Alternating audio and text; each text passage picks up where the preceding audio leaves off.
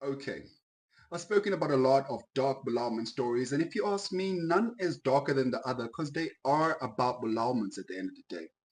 But the one that we're going to dive into today might just take that number one spot. And it's all because of Umjitalo. His name is Sifiso Mkhwanazi, and he just became one of the youngest serial bulalas in South Africa and considered an extreme danger to society. Backstory. Quick disclaimer, what I'm about to tell you now is not a proven fact. I'm just trying to paint a picture for you. And that's purely because there wasn't a lot of information on his backstory. And maybe the reason for that is because the case is fairly new. So Sifiso was raised by his mom and dad, and I would think that they didn't notice anything odd or out of the ordinary about their son. Fast forward to 2017, I'm not too sure on the exact month, but sadly his mother passed away, which caused a lot of trauma for Sifiso, understandably so. But then he changed for the worst. It's reported that he started interacting with ladies of the night, Edli Dagamizwa, those type of things. And this went on for years. Oh, but side note, Sifiso's dad is a hard-working man who owns his own panel beating business in Joburg CBD. And at some point throughout the years, he had gotten his son to join the business. And maybe that was him trying to help his son make something of himself. Because if you ever had a close encounter with someone Odli Dagamizwa, be it a friend or a family member, you'd know that they hardly ever continue with studies or can even hold down a job.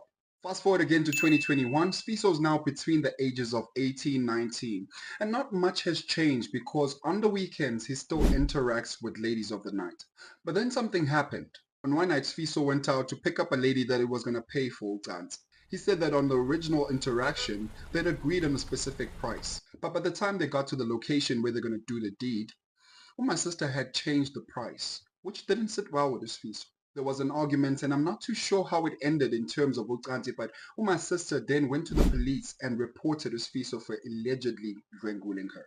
He was then arrested and incarcerated for close to 10 months awaiting trial, but then my sister withdrew the charges and he was set free. During the whole time that he was incarcerated, he maintained his innocence, saying that he was falsely accused of this crime. And as per usual, I wish that I could say that when he was released, he changed his ways and he turned a new leaf, but yebo, he jumped alana.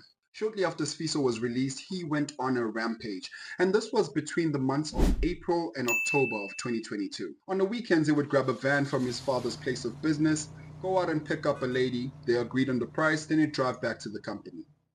But this time it wasn't a simple exchange, because this time he had a kingly bar, which was owned by his father, and I would suspect that he took it without permission. He then threatened my sister to get his way and proceeded to strangle her.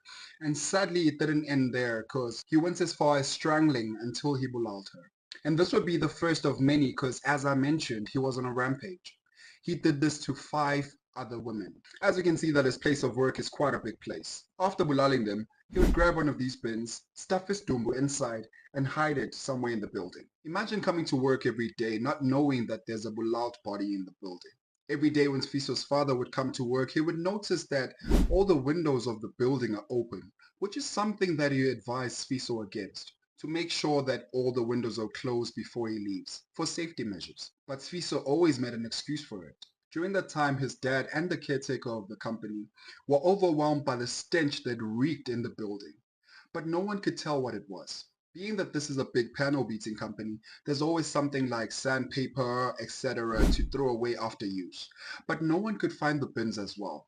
Fiso's dad then told the caretaker, as it is his job to take care of the building, to figure out where the bins were and where this pungent smell is coming from. The caretaker went through the whole entire building, going through every single floor because there's 3 floors on this building, and there was a specific room that he couldn't enter because the door hinge was broken off.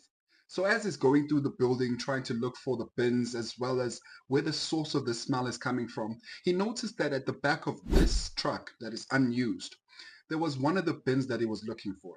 He jumped into the back of the truck, and as he walked closer to the bin, the smell became more pungent. And when he opened the bin, he found something he never thought he'd see in his life. One of the decomposing beloved bodies. He then rushed to notify Fiso's dad, and he couldn't believe his ears. Immediately they called the police to come and investigate. The police rushed to the scene and started investigating, and there was different units there, even the canine unit. And I think that was a good thing because I'm sure it helped in discovering the other bodies. There was obviously the one in the truck, one was found in the panel van, one was also found stuffed in unused machinery in the building. Whilst investigating every inch of the building, when they got to the third floor, they noticed the same thing that the caretaker noticed, that there's a room that didn't have a lock or handle on it. As they couldn't open this door, they ended up using a shovel to pry the door open. And what they found in there is the most disgusting thing you could ever think of. There was blood everywhere, used and unused condoms, women's underwear. I mean, it was just a mess. And one of the 6 bodies that were found had decomposed to such an extent that it was just skeleton remains. And the investigation went on. Luckily, this building has security cameras. Whilst checking the CCTV footage, the police noticed Sifiso driving in his father's van, parking it outside, stepping out with one of the ladies and entering the building. But the lady never made it back out. He became a prime suspect. He was arrested on suspicion of the belongings. Now, while Sifiso was arrested, the investigation continued. DNA evidence was taken from the scene and compared to Sifiso's DNA to check if it's a match, and it was. Now, this was in October 2022, and Sifiso is in prison awaiting trial. And you know the South African court system, the trial kept on being postponed. But finally on the 1st of February 2024, the trial started. Sifiso pleaded not guilty and the whole back and forth between the prosecutor and the defense attorney. Because of the magnitude of the belongings, the judge ordered a psych eval be done to determine if Sifiso was fit to stand trial. The evaluation showed that he had a lack of remorse, showed little empathy, and if he wasn't apprehended, he would have continued bulale. Of course, that was not enough to plead insanity, so he could stand trial. This case only went on for 8 months as the judge was overwhelmed with the evidence, as well as all the witnesses that testified against him, including his own father. He was found guilty on all counts and sentenced to 6 life terms imprisonment. When Judge Musa handed him the term of 170 years in prison, he quoted this: "I believe there can't be simply no other suitable sentence imposed in these circumstances." Now, the counts that he was found guilty of is the bulauments, the dlunguments, defeating the ends of justice, and the unlawful possession of a kingpa. This is what the judge had to say. In the result, I find as follows.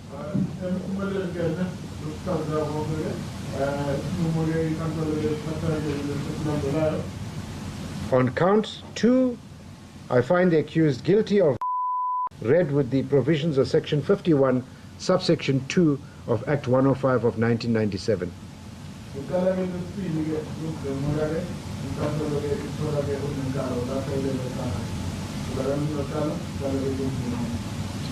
On count 3, I find the accused guilty of read together with the provisions of Section 51, subsection 1 of Act 105 of 1997.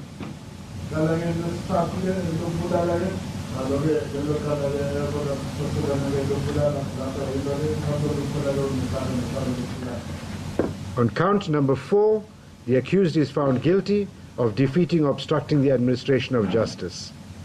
Regardless of whatever the circumstance was or his reasoning, Sifiso did the worst thing that you could ever do to a human being, taking their life. And even though he was charged with 6 bulauments, I consider it 8.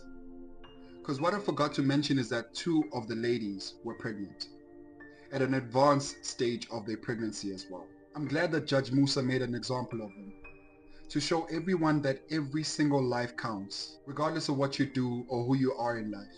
Most of the women that end up being ladies of the night don't choose that life. They're either forced to do it by all 4 men, or they're just trying the best they can to feed their families. There's been too many occasions and it's been normalized to take women of the night as a lesser human being. Even when they're reported missing, it's hardly investigated. I fear to think what would have happened if Sifiso had dumped the body somewhere they couldn't be found. Would we even know? Would it still be on the streets taking other lives? Ask yourself that question. In actual fact, I feel that Sifiso is not just responsible for those 6 lives, or the 8, but I think it's 9.